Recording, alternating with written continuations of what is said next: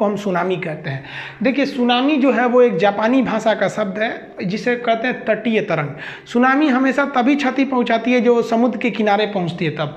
जैसे मान लीजिए समुद्र के अंदर, उसकी ज़मीन के अंदर कोई भूकंप उत्पन्न हुआ तो इसका तो फोकस हो जाएगा ज़मीन के अंदर और इसका एपिसेंटर हो जाएगा समुद्र का नीतल। देखिए समुद्र में जहाँ जहाज चलती है उसे तल कहते हैं और जहाँ मरने के बाद आदमी डूब के नीचे चला जाता है उसे कहते हैं नीतल। तो ये एपिसेंटर हो जाएगा और ये पूरे पानी को हिला देगा, जिसका इफेक्ट इस तटों पर देखा जाएगा। यहाँ इसका इफेक्ट ज़्यादा देखने को नहीं मिलता है।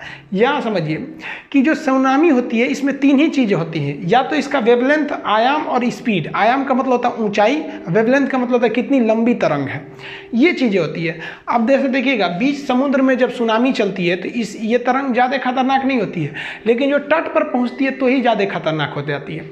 समुद्र में इसकी जो लंबाई होती है, इसके वेवलेंथ की जो लंबाई होती है वो लगभग 200 किलोमीटर लंबी होती है।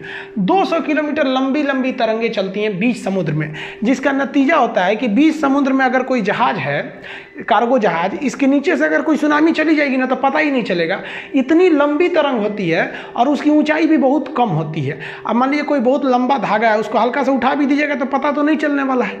तो इस वजह से सुनामी बीच समुद्र में कोई इफेक्ट नहीं करती है, पता भी नहीं चलता है लोगों को कि नीचे से सुनामी चली गई है। लेकिन यही जो तरंग इतनी लंबी है, जब वो समुद्र के तट पर पहुंचती है तो इस तट पर इसको आगे बढ़ने का रास्ता नहीं मिलता है, जिस वजह से ये ऊपर उठ जाती है, जिस वजह से ये तट पर खतरनाक हो जाती है। तो जो मिड सी है यानी समुद्र का बीचों बीच एक कोस्टल एरिया, दोनों में डिफरेंस क्या होता है कि बीच समुद्र में इसकी वेवलेंथ 200 किलोमीटर होती है, जो तट पर आकर केवल 10 किलोमीटर हो जाती है। यानी 200 किलोमीटर की चीज़ को अगर आप दबा के केवल 10 किलोमीटर में करिएगा तो ऊंचा हो ही जाएगा। अब 200 किलोमीटर का कोई हाईवे है, सड़क है, दोनों ओर से दबाइएगा तो बीच में उठ जाता है। यही नतीजा होता है कि जो ऊंचाई यानी जो आयाम थी इसकी बीच समुद्र में 1 मीटर था, वो तट पर आकर 30 मीटर हो जाता है। 30 मीटर सोचिए ना, तो उतना हाइट हो जाने की वजह से ये ज़्यादा खतरनाक हो जाता है। लेकिन समुद्र में कोई रुकावट नहीं होती है, इस वजह से समुद्र में सुनामी की स्पीड बहुत ज़्यादा होती है और तट पर आने के बाद सुनामी की जो स्पीड होती है वो कम हो जाती है।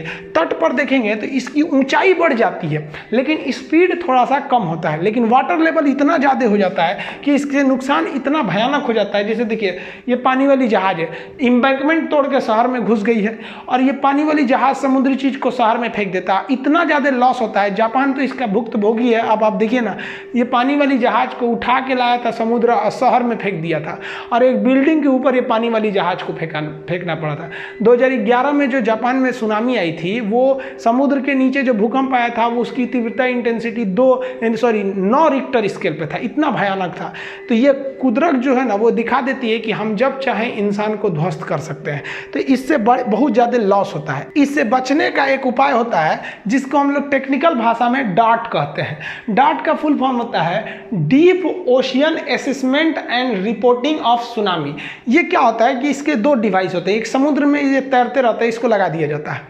ये क्या करता है, पता लगाता है कि समुद्र के तल में कोई भूकंप तो नहीं आया है, और अगर भूकंप आया है तो जेन्युइन है कि वहाँ से सुनामी उत्पन्न होगा।